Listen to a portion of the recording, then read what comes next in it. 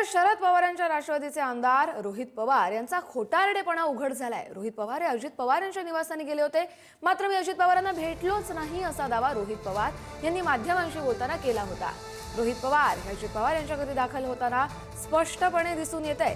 ही दृश्य रोहित पवार हे अजित पवार यांच्या निवासस्थानी दाखल होतानाची आहेत। या फोटोमध्ये रोहित पवार हे अजित पवार यांच्या घरी दाखल होताना स्पष्टपणे दिसतायत। तसंच अजित पवार यांच्या वाहनाचे चालक त्यांचं स्वागत करतानाही दिसतायत।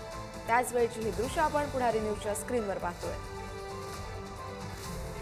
चर्चा झाली नाही झाली, आता तिथे असणारे नेते आहेत, अमोल कोल्हे जे होते, मी पिंपरी चिंचवडला त्यांच्याबरोबर होतो आणि त्यानंतर आता इथं तरी आहे। मी अमोल कोल्हेंशी बोलून काय चर्चा झाली आणि काय फायनल झालं हे आपल्याला उद्या कळणार आहे। अमोल कोल्हे बोलले चर्चेला तुम्ही होते, चर्चेला मी पिंपरी चिंचवडला होतोच।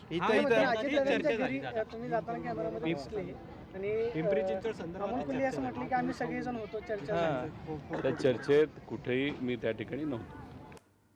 याच विषयी अधिकची माहिती जाणून घेऊया आपले प्रतिनिधी बालाजी पोद्दार यांच्याकडून। बालाजी, रोहित पवार अजित पवार यांच्या घरी जातात, मात्र त्यांच्या घरी जाऊन ते असं सांगतात की मी त्यांना भेटलोच नाही, कितपत तथ्य मानायचं? कस्तुरी, सातत्याने दोन्ही राष्ट्रवादी एकत्र येत असताना हे लपवलं जाते।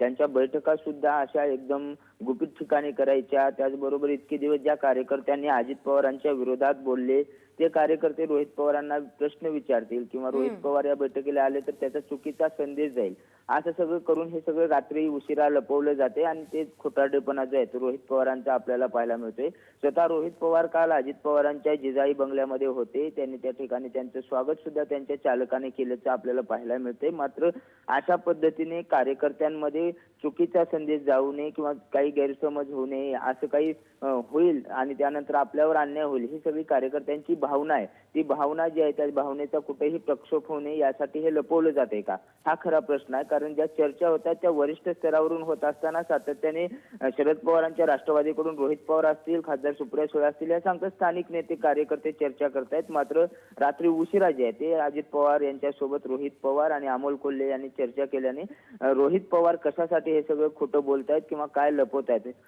हे मात्र कळण्याचं झालेलं आहे आणि त्यांनी त्या सगळ्या दृश्यामधून त्यांचा खोटारडेपणा उघडा पडलेला आहे। त्यामुळे आता कार्यकर्त्यांना सुद्धा समजून घेणं गरजेचं आहे की नेते हे एकमेकांना भेटतात, चर्चा करतात, मात्र आपण जास्त काही त्यांच्यावरती नाराज होऊन चालणार नाही। कारण कार्यकर्त्यांमध्ये राष्ट्रवादीच्या विशेष करून मोठा प्रक्षोभ जो आहे, मोठा संताप जो आहे तो पाहायला मिळतो या युतीवरून। तो कुठं कमी करण्यासाठी मी नव्हतो असं एखाद्या वेळेस त्यांनी प्रतिक्रिया दिली आहे, मात्र स्वतः रोहित पवार जे आहेत ते जिजाई बंगल्यात असल्याचं आपल्याला पाहायला मिळते। धन्यवाद बालाजी, तुम्ही दिलेल्या सविस्तर अपडेटसाठी।